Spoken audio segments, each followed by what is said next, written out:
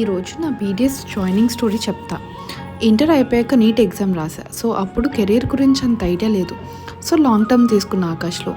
But third కౌన్సిలింగ్లో BDS seat వచ్చింది అని డాడీకి కాల్ వచ్చింది. సో అది లాస్ట్ కౌన్సిలింగ్ 2018లో. సో ఇంకొక థాట్ లేకుండా మళ్ళీ 1 year ఎందుకు వేస్ట్ చేసుకోవడం అని చెప్పి సెప్టెంబర్ 2018లో జాయిన్ అయిపోయా బీడిఎస్. సో అప్పుడు నాకు బీడిఎస్ అంటే 1% కూడా ఏంటి అని ఐడియా లేదు, ఎక్సెప్ట్ బీడిఎస్లో డెంటల్ గురించి చదువుతామని తప్ప. సో మనం ఏం స్టార్ట్ చేద్దాం అనుకున్నా స్టార్టింగ్లో మనకు ఏం ఐడియా ఉండదు పెద్దగా. సో మనకి మన మీద కాన్ఫిడెన్స్ అండ్ చేసే వర్క్ మీద డెడికేషన్ ఉంటే ఏదైనా చెయ్యగలం. So if you want to do or achieve anything, don't let your insecurities overcome your confidence. Do it.